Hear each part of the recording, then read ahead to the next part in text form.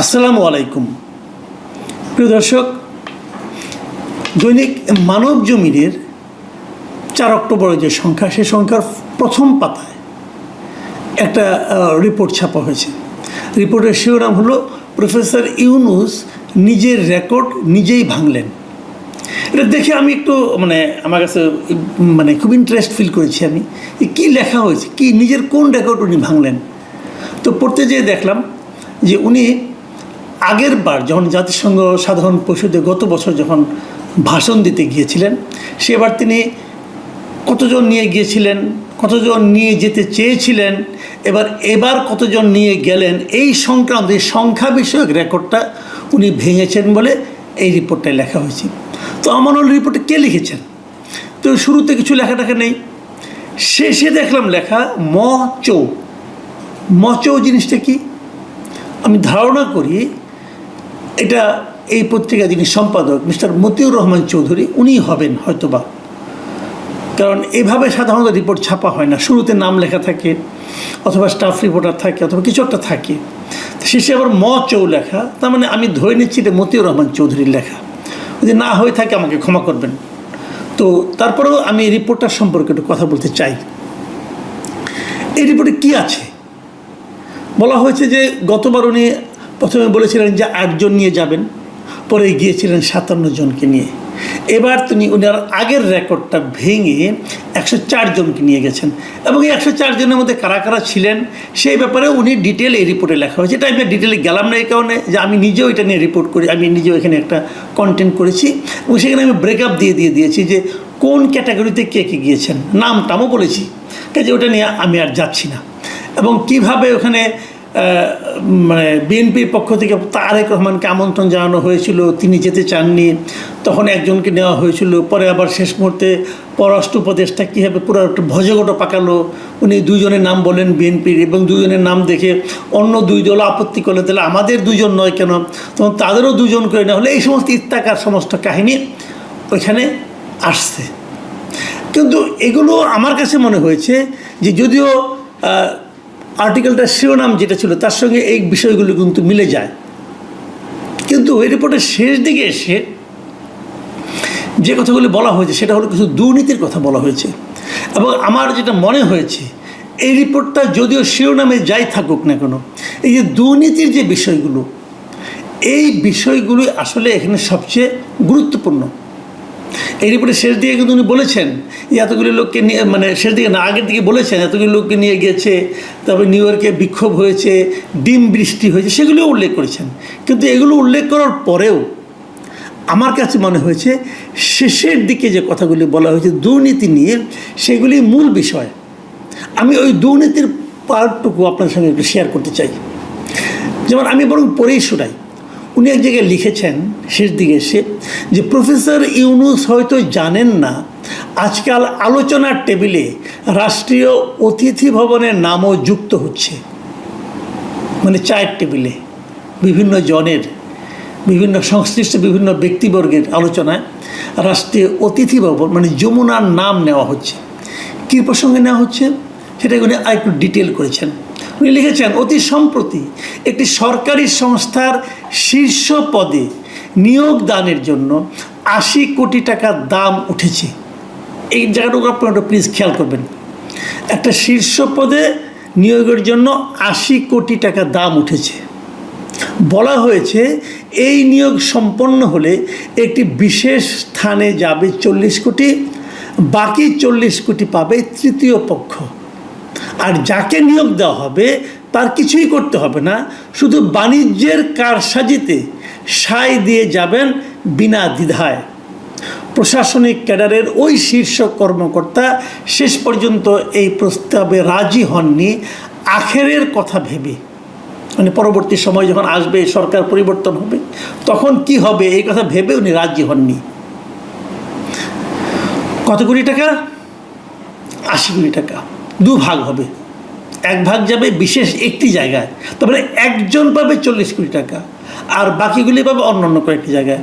আচ্ছা, এর আগে এই রিপোর্টে যেটা লেখা হয়েছে, এর আগের সেন্টেন্সটা সেটা কি, যে রাষ্ট্রীয় অতিথি ভবনের নামও যুক্ত হয়েছে। রাষ্ট্রীয় অতিথি ভবন কোনটা? যমুনা। যমুনা এখন কি হয়, প্রফেসর ইউনূস থাকেন, ওটা ওনার এখন বর্তমানে বাসভবন। তাহলে এই যে দুর্নীতি, এর সঙ্গে কি ওনার বাসভবনও জড়িত? এই রিপোর্টে কিন্তু সেই ইঙ্গিতটাই দেওয়া হয়েছে যে প্রফেসর ইউনূসের বাসভবনের নামও আজকাল দুর্নীতির সঙ্গে জড়িত বলে উচ্চারিত হচ্ছে। এবং উনি আগে প্রফেসর ইউনূসকে একটু ছাড় দিয়েছেন, কি বলেছেন আবার আপনারা মনে করেন, প্রফেসর ইউনূস হয়তো জানেন না আজকাল আলোচনার টেবিলে রাষ্ট্রীয় অতিথি ভবনের নামও যুক্ত হচ্ছে। মানে উনি জানেন না, হয়তো জানেন কিনা শিওর না, মানে হয়তো জানেন না, মানে ওনার নাম ভাঙিয়ে করা হচ্ছে। অথবা জানেন যেহেতু উনি হয়তো বলেছেন, মানে ওনার একটু সন্দেহ থাকতে পারে, অথবা একটু ছাড়ও দিতে পারেন উনি, অথবা ভাবছেন সরকারের শীর্ষ পদে যিনি আছেন তার নাম কি করে উচ্চারণ করি, বরঞ্চ একটু হালকা রূপে রাখি, হতে পারে কোনোটাই, আমি জানি না আসলে কী হয়েছে।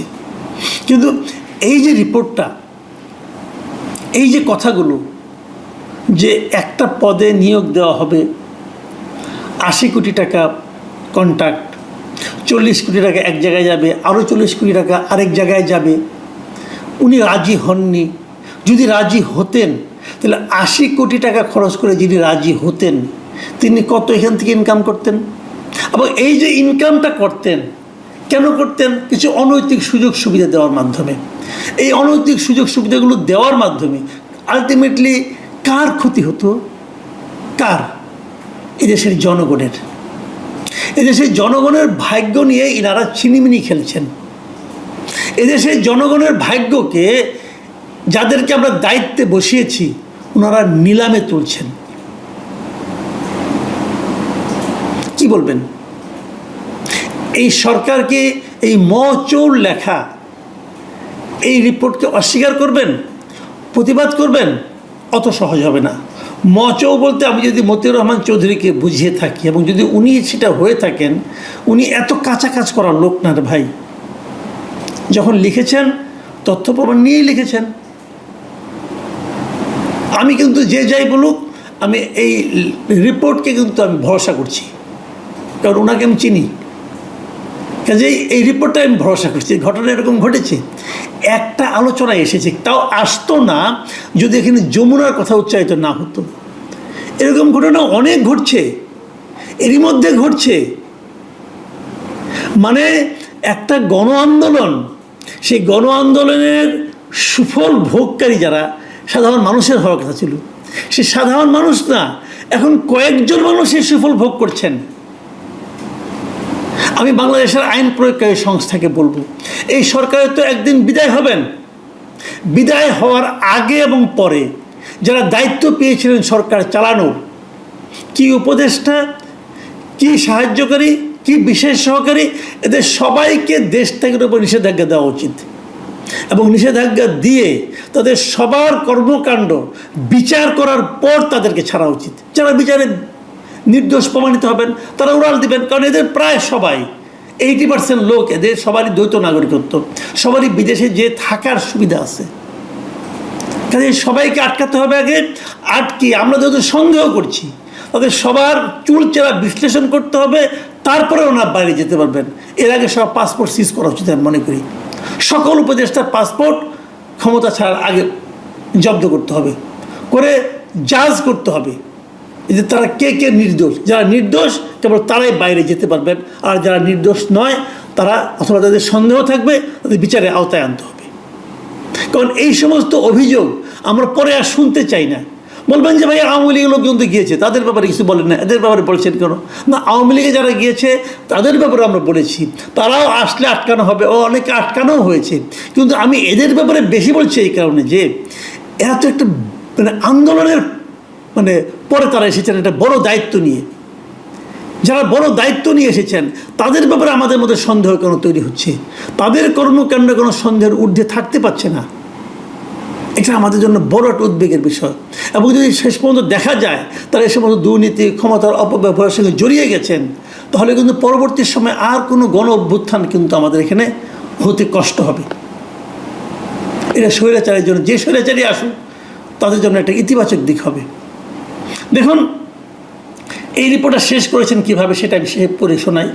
শেষে লেখা হয়েছে, দুর্নীতির বিরুদ্ধে চমক লাগানো বক্তব্য হাজির করে প্রফেসর ইউনূস জনগণকে আশ্বস্ত করেছিলেন, তবে অতীত আর কোনোদিনই বর্তমান হবে না। কিন্তু দিনের শেষে হিসেব মেলানো বড় কঠিন। সময় পাল্টানোর সঙ্গে সঙ্গে ঘুষের রেট আরও বেড়েছে। এখন অনেকেই ঘুষ বলতে চান না, তাদের কথায় রীতিমতো লুট হচ্ছে। কে করছে লুট? কার প্রপার্টি, কার সম্পদ, কার অর্থ লুট করা হচ্ছে? জনগণের অর্থ লুট করা হচ্ছে। জনগণের অর্থ যারা লুট করছে তারা জনগণের শত্রু, এবং এই জনগণের শত্রুদের দৃষ্টান্তমূলক বিচার এটা জনগণেরই দাবি। প্রিয় দর্শক, এখন এই পর্যন্তই। আল্লাহ হাফেজ।